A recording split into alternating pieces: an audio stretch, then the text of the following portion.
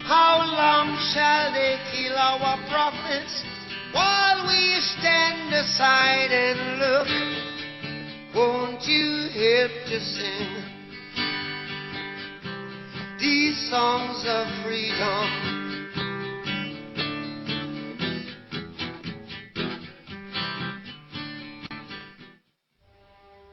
On November 22nd, 1963, the day he was shot, John Kennedy lost a lot of things. He lost his beautiful wife. He left without saying goodbye to his lovely children. And although we don't think about it much, he lost the ability to have any effect on what the history books would say about him. Napoleon said that history books are written by the winners, but I don't think we really appreciate what that means. If I'm rich and powerful, and my thugs murder you and wipe out your family and all your friends and all of the witnesses, I am going to have much more to say about your history when it is written than you are. The killers get to write history. The victims get written about. And with his murder, John Kennedy lost the power to have any effect on what the history books would say about him. He became one of the losers who get written about. I wonder what he would say about his killers if he could speak. The car is now turning onto Elm Street, and it will be only a matter of minutes before he arrives at the trademark. It appears as though something has happened in the motorcade route. Something, I repeat, has happened in the motorcade route. There's numerous people running up the hill alongside Elm Street, there by the Simmons Freeway. Several police officers are rushing up the hill at this time.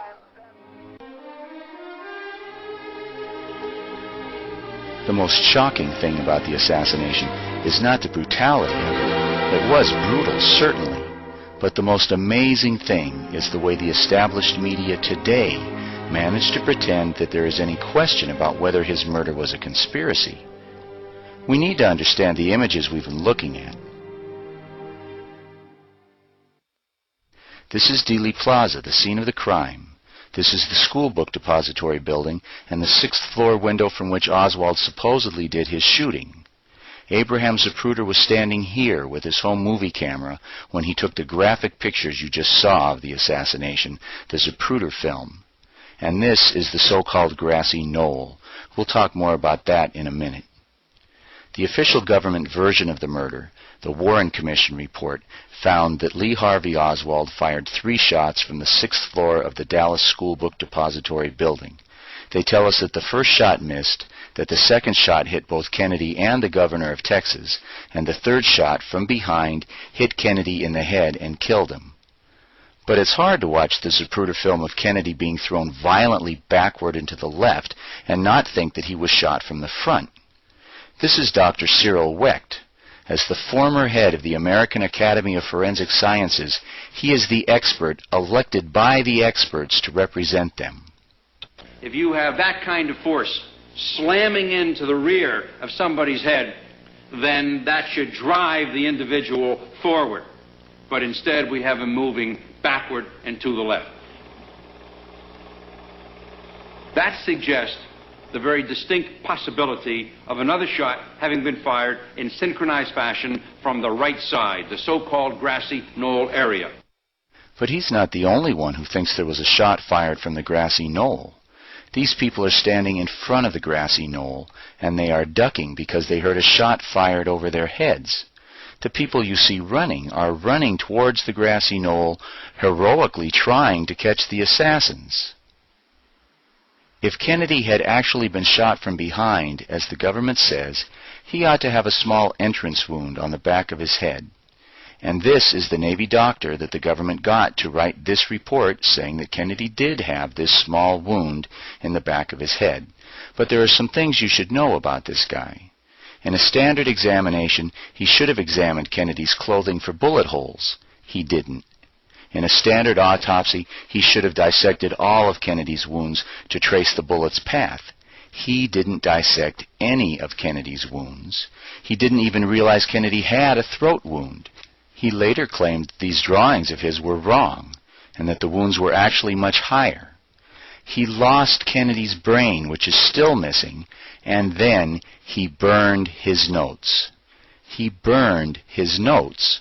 But perhaps we shouldn't be too hard on him, because this guy, Dr. James Humes, had never done an autopsy involving gunshot wounds before in his life. So naturally, he was the government's first choice to do the most important autopsy in American history. Dr. Hume's story about a small exit wound in the back of Kennedy's head is today the official government version. But this is not the story the New York Times told on the day Kennedy died. On the left in this picture, we see the New York Times Pulitzer Prize-winning reporter Tom Weichert in Dallas outside Parkland Memorial Hospital. He spoke to the doctors who had been called to the emergency room to treat the president, and his story later appeared the same day on the front page. His article states, "Later in the afternoon, Dr. Malcolm Perry and attending physician Dr. Kemp Clark, chief of neurosurgery at Parkland Hospital, gave more details. Mr. Kennedy was hit by a bullet in the throat just below the Adam's apple, they said. This wound had the appearance of a bullet's entry wounds on the front. Mr. Kennedy also had a massive gaping wound in the back, and one on the right side of his head. The wound on the right was the entry for the shot from the grassy knoll. The wound in the back was the exit for that bullet that sent Kennedy's brains flying. Today, the doctors are still unanimous in describing a large exit wound in the back of Kennedy's head." I was probably looking into a wound that was on the lateral or the side part of the head and the back part of the head. It would be this portion of the head right here. As I remember, it's like this, that there was a big wound, big deficit in his skull and the temporal parietal area. If you listen carefully, you will even hear Walter Cronkite admit that the autopsy photos show this large hole in the back of Kennedy's head. The drawing was approved by Dr. McClellan, one of the attending physicians in Dallas. The drawing suggests what many of the photos examined by the doctors in Nova show, a large wound about this size and location. Now, if you're like me, you need to hear that 8 or 9 more times. The drawing suggests what many of the photos examined by the doctors in Nova show, a large wound about this size and location. There is really no room for debate on this point. Kennedy had a huge exit wound in the back of his head because the shot that killed him came from the front and could not have been fired by Oswald, who was behind the president. This information did not start off as a secret. It was made into a secret by constant authoritative denial of the truth. The lying continues today. Good evening, I'm Peter Jennings. 40 years after the assassination, the latest ABC News poll tells us that more than 2/3 of Americans still believe there was a conspiracy to kill the president. And Jennings thinks that he's the man to fix this problem, that 2/3 of the American people believe the conspiracy theories that say that the government is lying. What we will do tonight is demonstrate that those theories are wrong. Of course, he will have to lie to do that. This is Malcolm Kilduff, Kennedy's assistant press secretary. He is speaking at a press conference at the Dallas hospital where the president has just been pronounced dead. Please notice the ABC logo. This is from Jennings' video.